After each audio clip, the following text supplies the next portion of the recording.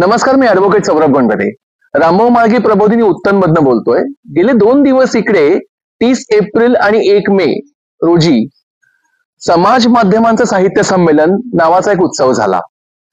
उत्सवाला सुरुवात 30 एप्रिलला झाली. प्रास्ताविक झाल्यानंतर गोष्ट इथे संपत नाही हा शिवकालीन इतिहासावरचा एक कार्यक्रम झाला.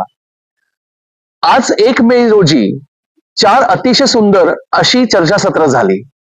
अभिव्यक्ती स्वातंत्र्य, मुक्त आणि स्वैराचार आणि फॉलोअर्स वाढत गेले. आकांक्षा स्व उत्कर्षाची आणि समाजमन घडताना आणि घडवताना असे 4 टॉपिक्स या चर्चासत्रांसाठी होते.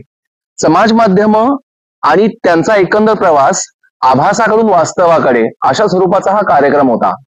समाज माध्यम आज आपल्या आयुष्याचा एक फार मोठा भाग झाली आहे. त्यामुळे आभासी आपण म्हणताना ते आता वास्तव होऊन गेले. अनेक दुर्घटनाही घडतात, अनेक वेळा लोकांना जागही येते, अनेकदा लोकांचे आयुष्य पण समाज माध्यमांवरती घडतात. त्यामुळे समाज माध्यमांबद्दल एक हेट किंवा लव्ह अशी रिलेशनशिप, पॉझिटिव्ह किंवा निगेटिव्ह नोटिंग आयुष्याबद्दलच्या, पण तरी समाज माध्यम ही तुम्ही नाकारू शकत नाहीत अशा स्वरूपाचा एक आज आपला आयुष्याचा टप्पा आलेला आहे.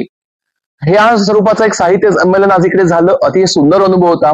रामभाऊ माळगी प्रबोधिनीबद्दल मी काय बोलायचं, म्हणजे रामभाऊ माळगी प्रबोधिनी एक साध्या नजरेने बघायला गेलं तर चक्क एक पिकनिक स्पॉटला पण तोंडात मारेल असा एक ही वास्तू आहे. त्याचबरोबर एवढ्या मोठ्या प्रशस्त जागेवर पसरलेली ही हॉल्स, त्याच्यानंतर आमची राहण्याची अतिशय सुंदर सुविधा आणि ही एकंदर इकडची हिरवळ बघतोय. आणि आज मुंबई सारख्या ठिकाणी इतकं सुंदर निसर्ग सौंदर्य त्याचा आम्ही अनुभव लुटतोय.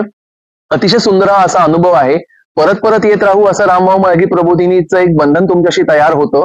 आणि असेच आयुष्यातले प्रोग्राम सुद्धा रामभाऊ माळगी प्रबोधिनी तयार करावेत. त्यातून समाजमन घडेल, घडवता येईल आणि रामभाऊ माळगी प्रबोधिनीची ती करायची क्षमता आहे.